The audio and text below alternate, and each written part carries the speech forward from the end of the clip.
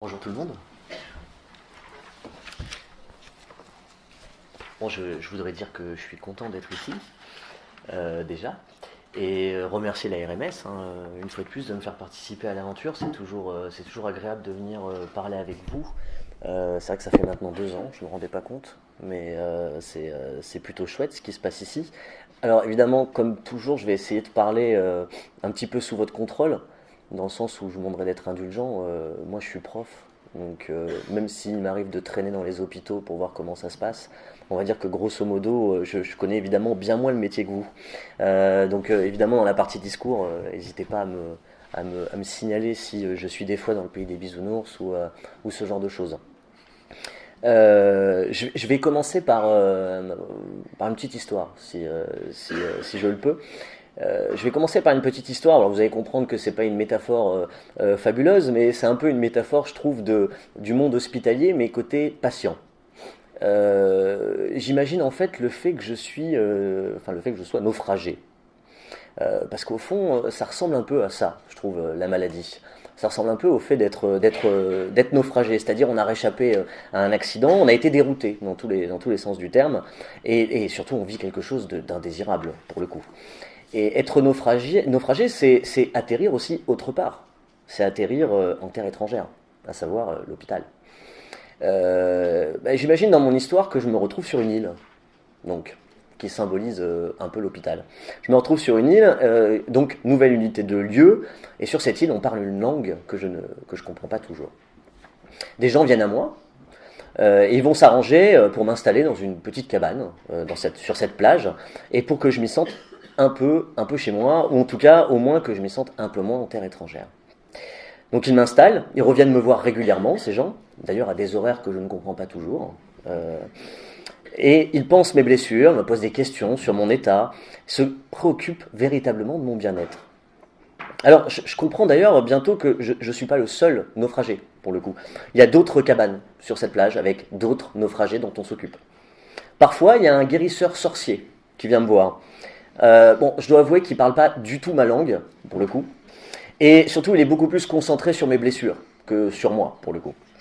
Alors, évidemment, au bout d'un moment, je me sens mieux. Puis, je commence à sortir de ma cabane. Et puis, j'aperçois, par exemple, qu'à l'intérieur des terres, il y a des montagnes sur cette île, dans lesquelles il y a des lumières, sur lesquelles il y a des lumières. Et donc, j'interroge les gens autour de moi. Je leur dis, mais qu'est-ce qui se passe là-bas, dans la montagne? Et on m'informe. On me dit que là-haut, c'est le peuple des montagnes. Le peuple des montagnes, c'est ceux qui voient les choses d'en haut, grâce aux montagnes, justement. Ils ont une vue générale sur ce qui se passe sur la plage. Et ils gèrent un petit peu également ce qui se passe sur la plage. Mais ils viennent pas souvent sur la plage, par contre. Leur but, c'est quoi, à ce peuple des montagnes? Leur but, c'est que les naufragés repartent et libèrent la cabane, pour le coup. Vous me direz si j'ai bien compris. La question que je me pose, c'est, dans mon histoire, comment je pourrais reconnaître le cadre de santé? Je pense que je le reconnaîtrais parce que c'est celui qui viendrait me voir et qui poserait une question différente des autres, pour le coup. Lui, sa question, il viendrait me voir de temps à autre et il me poserait la question, comment... Alors par contre, oui, c'est vrai que j'ai un petit peu oublié de mettre mon... Voilà. Ce serait dommage de l'avoir fait pour rien. C'était long. En plus, je ne vous ai pas mis... Bon, c'est dommage. Donc, j'avais préparé tout un effet, c'est regrettable. Donc, comme vous pouvez l'observer, je m'étais embêté. Donc le cadre vient me voir et c'est celui qui me pose la question, comment s'occupe-t-on de vous? Ça, c'est peut-être sa question. C'est celui qui vient chercher un feedback. En tout cas, c'est la vision que propose Marie-Ange Coudray dans un livre qui est sorti il n'y a pas si longtemps que ça, en 2014, dans le cadre infirmier de proximité, soignant ou manager. Et en fait, elle voit le cadre, elle, comme quelqu'un qui, en quelque sorte, orchestre le soin. Comme quelqu'un qui donne une unité à la diversité des actions. Et alors surtout, elle dit qu'il donne une unité à la trajectoire expérientielle du patient. En fait, dans mon exemple, c'est quoi? C'est quelqu'un qui vient tout simplement recueillir ma parole. Qui vient recueillir ma parole, en fait, pour savoir comment je vis les soins qui sont faits sur moi. Et pour Marie-Ange Coudray, c'est important, ce cadre qui orchestre le soin, parce que le problème, selon elle, c'est que l'action des infirmiers et des infirmières est de plus en pointillé à l'hôpital. Et un autre souci qui est important pour elle, c'est qu'on a toute une agrégation pluridisciplinaire et qui peine véritablement à faire unité, pour le coup, autour du patient.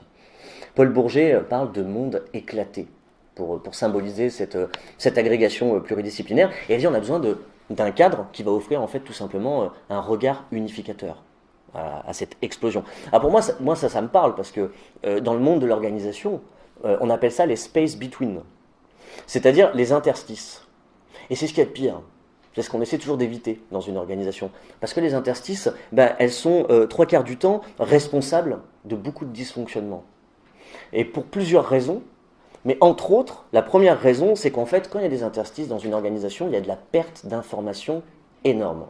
Et la deuxième raison, c'est qu'il y a des conflits d'intérêts entre les différents groupes qui créent les interstices. Si ça vous intéresse, je vous conseille d'aller regarder le travail de Diane Vaughan, qui est une sociologue, qui a fait un travail absolument incroyable sur le crash de la navette Challenger en 86. Je ne sais pas si vous vous souvenez. Et elle a travaillé, et en fait, elle s'est rendue compte que le crash de la navette Challenger, vous savez, c'est un espèce de joint torique qui était sur un propulseur qui ne supportait pas la bonne température et qui a créé l'explosion de la fusée et de la navette dans des conditions absolument atroces. Et en fait, elle s'est rendue compte que cet accident avait eu en partie lieu à cause des interstices, justement. Qu'il y avait eu de la perte d'informations, qu'il y avait des informations qui n'avaient jamais été communiquées. Par exemple, les ingénieurs de Thiokol, ceux qui avaient fait le joint, étaient contre le lancement. Ils l'avaient bien signifié, mais ça n'a pas été écouté. Donc voilà, il faut faire unité, c'est le travail du cadre, proposer un regard unificateur. Et c'est une mission déjà difficile parce que le cadre, en fait, il est en permanence pris dans ce qu'on pourrait appeler des négociations multidirectionnelles. Il doit négocier avec tout le monde, le cadre.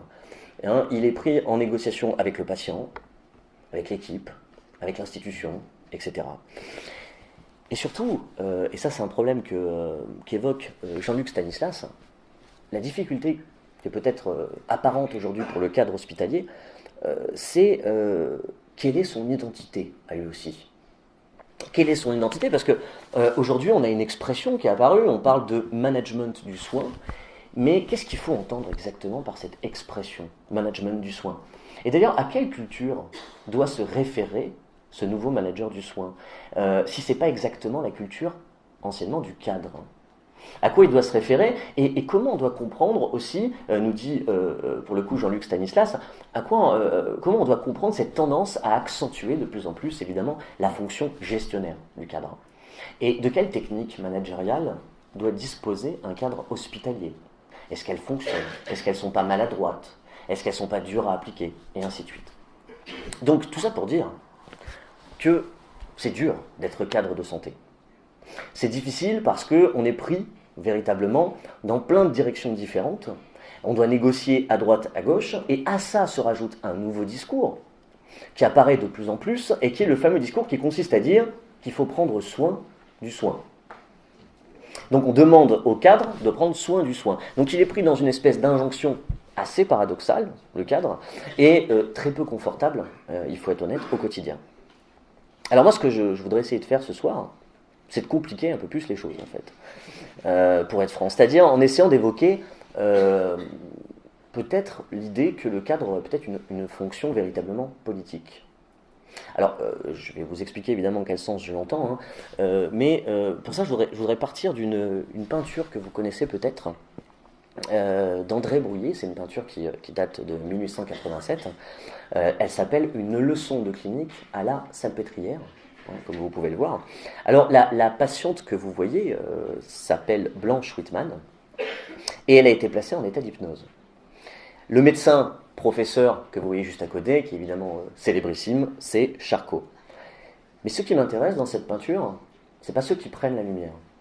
Ni Whitman, ni Charcot, en tout cas pas immédiatement, non, c'est celle qui se tient à côté, et qui s'appelle Marguerite Bottard.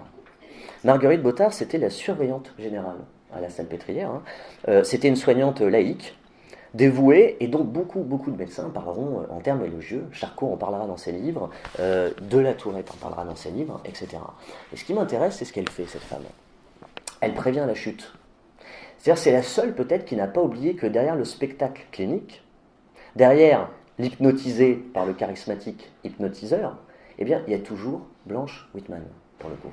Elle l'a pas oublié. Elle n'a pas oublié qu'il y a toujours Blanche Whitman pour qui il importe de vivre, pour qui il importe d'être bien, pour qui il importe tout simplement quelque chose, pour le coup.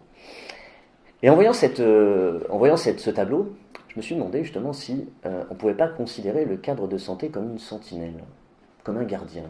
Alors j'entends ce que je veux dire par là. Et si le cadre de santé était le gardien de la mémoire d'un métier, justement, d'un métier qu'on avait peut-être tendance de plus en plus à oublier. Et pourquoi on l'oublierait ce métier? Pourquoi on oublierait la mémoire de ce métier? Tout simplement on l'oublierait parce qu'aujourd'hui, il y a une accélération des processus dans l'organisation qui devient un peu folle. Et parce qu'aussi on rentre de plus en plus, et ça j'aimerais vraiment insister là-dessus, on rentre de plus en plus dans ce qu'on appellerait une société liquide. L'expression est d'un sociologue qui nous a quittés il n'y a pas longtemps, qui parle de vie liquide, de société liquide. Il s'appelle Zygmunt Bauman. Et c'est quelqu'un en fait qui nous explique la chose suivante. Il nous dit notre société, et l'hôpital, alors l'hôpital en a un reflet radical, notre société elle est en changement constant. Rien ne peut plus y prendre le temps de s'installer. Tout ce qui s'installe dans notre société, qui essaie de s'installer durablement, est immédiatement modifié, immédiatement changé, ou même remplacé, parce que c'est jugé très rapidement obsolète. C'est pour ça qu'il parle de liquidité. Et du coup, les identités de métier n'ont plus le temps d'exister. Parce que rien n'est persistant, car précisément dans notre société, tout ce qui est persistant, tout ce qui perdure, est pensé comme inadapté, est pensé comme un poids mort, véritablement. C'est-à-dire est pensé comme quelque chose à quoi il manque de la flexibilité. Je vous fais remarquer un petit truc, mais alors l'idée n'est pas de moi, mais pendant les élections présidentielles, quelque chose qui m'avait marqué, c'est qu'avant on avait des partis politiques. On est très critique maintenant à l'égard de cette idée de parti politique, mais les partis politiques, ils avaient une culture, ils avaient une histoire. C'était aussi des lieux où on formait les encartés, etc. Et je ne sais pas si vous avez remarqué, mais on parle de moins en moins de partis, parce que ça renvoie à quelque chose, le parti qui est justement qui est fixe et qui ne correspond pas du tout à l'ère du temps. Non, pendant les élections présidentielles, on parle de mouvement. Ce qui est venu à jour, ce sont des mouvements, mais ce ne sont pas des partis. Du coup, parler de rôle propre, parler d'identité, eh bien, c'est déjà un peu être à contre-courant dans un monde de la flexibilité, dans un monde de l'obsolescence rapide, pour le coup. Parce que c'est se référer à une mémoire, obligatoirement. Et ça, c'est pas dans l'air du temps, pour le coup. Alors, je sais, ça fait un peu discours, c'était mieux avant, etc. C'est pas du tout là. Je suis trop jeune pour avoir, je crois, ce discours. Mais je me suis demandé si le cadre n'était pas peut-être le gardien d'une culture de métier, celle d'infirmier, et si justement, il n'avait pas pour charge d'assurer sa réalisation et son potentiel. Alors, il se trouve que Laurent m'a appelé, ici présent, et m'a demandé de venir parler du management de cœur de métier. Précisément dans une organisation qui est prise par des effets d'accélération qui sont difficilement intelligibles, l'hôpital n'arrête pas de changer, et précisément dans un monde où rien ne se fixe, voire même un monde où rien ne doit se fixer. L'expression cœur de métier, je la trouve super parlante. Dans le secteur privé, quand on parle de cœur de métier, on entend un domaine d'activité à partir duquel une entreprise s'est développée et à propos desquelles ses compétences sont indiscutables. On parle aussi souvent de domaine de compétences ou de cœur de compétences dans les entreprises. Et il ne faut pas entendre parler à quelque chose de fixe, mais plutôt une sorte de domaine d'expertise qui permet justement le développement de nouvelles compétences. Mais ce qu'il faut comprendre ici, c'est qu'il faut du stable, il faut du fondamental pour faire du nouveau, justement. Alors moi, mon propos ce soir, il sera un petit peu en deux points. Premièrement, j'aimerais réfléchir, j'ai envie de dire en termes de méta-analyse, pas en termes d'analyse directe parce que ce n'est pas mon métier, mais j'aimerais réfléchir très rapidement aux outils de l'infirmier, les outils du rôle propre. Et ce qui m'intéresse en fait derrière, c'est d'essayer de dégager la thèse selon laquelle manager le cœur de métier, eh bien peut-être que c'est être véritablement dans une activité de ce qu'on appellerait de leadership, et non pas de manager. Étant compris qu'on distingue parfois le manager et le leader. Le manager, c'est celui qui organise, c'est celui qui planifie. Alors que le leader, c'est plutôt celui qui mobilise. Et comment on mobilise des gens ? Je crois que pour mobiliser, il faut justement se référer au rôle propre. Je crois qu'il y a quelque chose qui se joue ici. Donc j'essaierai de faire ça rapidement en deux petites parties. Donc je commence par ce que j'ai appelé un peu pompeusement, bon, on sait jamais quoi mettre pour les titres, méta-analyse des outils infirmiers, mais c'est parce que c'est tout ce que je peux proposer, une méta-analyse. Je n'ai pas la prétention de proposer une analyse, et n'étant pas moi-même infirmier. On sait à quel point le métier d'infirmier est extrêmement difficile à évaluer concernant son périmètre.